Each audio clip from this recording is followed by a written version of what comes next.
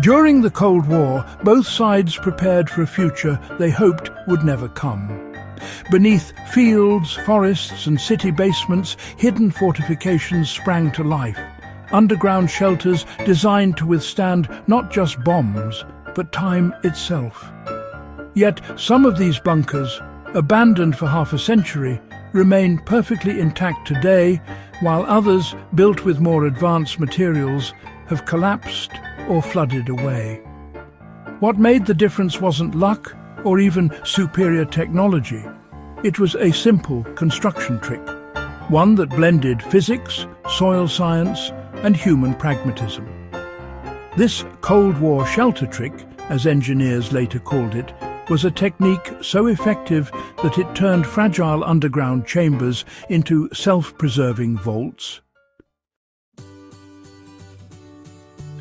Today, we're breaking down that forgotten engineering principle, the trick that allowed Cold War shelters to outlast everything, and how the same method can still be used for modern survival shelters, off-grid living, or long-term storage that doesn't need electricity or maintenance. The Cold War forced engineers to design for permanence, not convenience. In the 1950s and 60s, the fear of nuclear war wasn't theoretical. It was policy. The United States, the Soviet Union, and even small neutral nations like Switzerland invested heavily in civil defense networks. Some of these projects were grand, like mountain bunkers or missile silos, but others were small, local shelters built beneath schools, farms, and field stations. The challenge was the same everywhere. Build fast-use local materials and make it last decades with zero upkeep. Steel-rusted concrete cracked under frost and air systems corroded without maintenance. So military engineers began looking backward, studying how miners, monks, and ancient architects kept underground structures stable for centuries. The answer came from a principle as old as the Roman aqueducts, breathing walls and passive drainage. This wasn't a gadget or a new material. It was an understanding of how moisture, temperature and pressure behave underground, and how to let the earth itself maintain the structure instead of fighting against it. The biggest mistake early Cold War bunkers made was trying to make them airtight. Engineers thought sealing every seam would keep radiation and moisture out. In reality, it trapped condensation, causing mold, rust, and structural decay. The shelter trick that outlasted everything reversed this logic completely. Instead of blocking airflow, the walls were built to breathe. Soviet civil defense manuals described a layered construction method, an inner structure made of brick, timber or concrete covered not by solid sealant but by layers of natural materials like clay, sand and gravel. Each layer had a role. Clay repelled surface water, sand absorbed condensation, and gravel allowed air to circulate through small channels. Together, these layers acted as a natural lung. Moisture escaped gradually, preventing internal humidity while keeping out flooding and frost heave. In essence, the shelter wasn't hermetically sealed. It was balanced with its environment. That's why, decades later, when researchers reopened these sites, the air was still breathable, the wood frames hadn't rotted, and the temperature remained stable year-round. Western NATO engineers later discovered that this same earth-lung principle was quietly used in Soviet Arctic outposts, where permafrost made ventilation nearly impossible.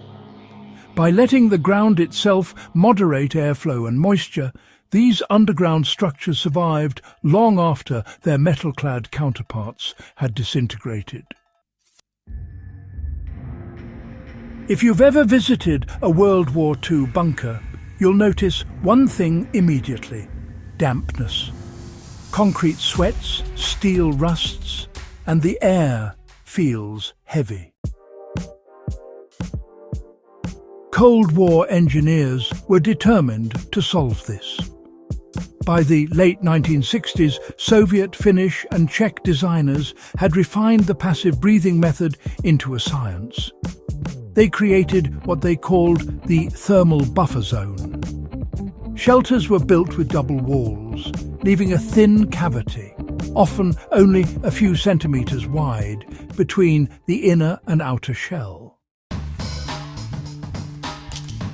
Air circulated naturally between these layers, driven by differences in temperature and air pressure. This continuous airflow prevented condensation, distributed heat evenly, and stabilized humidity. In practical terms, this meant that shelters buried under several meters of soil could remain at a near constant temperature of 10 to 12 degrees Celsius year-round, without heaters or fans. Food, medical supplies and paper maps stored inside could last decades.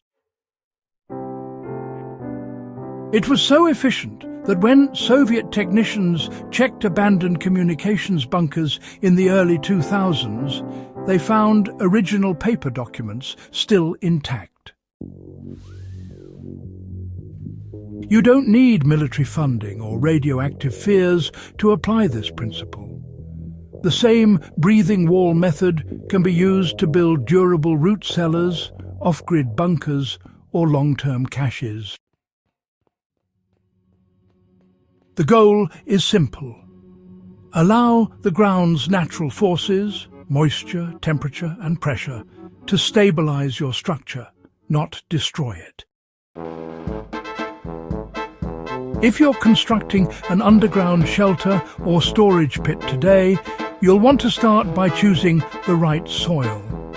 Avoid clay-heavy ground that holds water, unless you can create a proper drainage layer.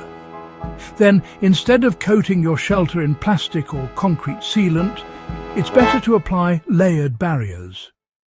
A thin clay coating can help divert surface water, followed by sand or gravel to create drainage and airflow. If your shelter has two walls, be sure to leave a small cavity between them to allow passive circulation.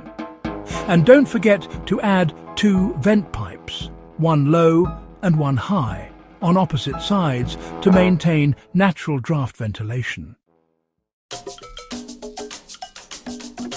The principle remains exactly the same as those Cold War engineers used.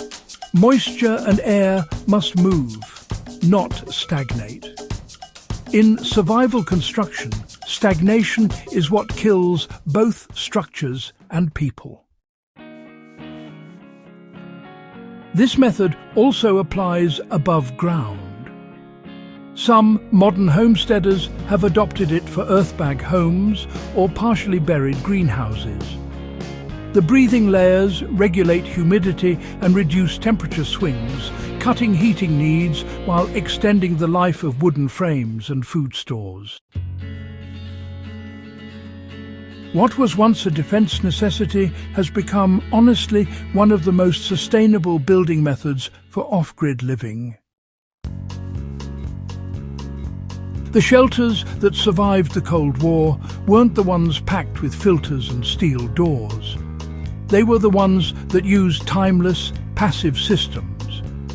The breathing wall technique wasn't glamorous, but it worked because it respected the environment it was built in. Engineers learned that durability wasn't about resisting nature. It was about cooperating with it. Even now, when you walk into one of those forgotten bunkers, you can feel it.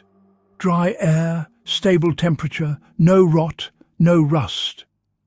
They were designed for catastrophe, but what they really achieved was harmony with the earth. The Cold War shelter trick that outlasts anything is more than a feat of engineering. It's a philosophy. It teaches that longevity depends not on complexity, but on balance. Whether you're building a modern root cellar, an emergency shelter, or studying historical engineering, this principle remains one of the most reliable forms of protection ever created. If this deep dive into Cold War ingenuity sparked your curiosity, make sure to subscribe to In the Beginning for more revealing stories about the survival science, fieldcraft, and forgotten technologies that shaped the modern age.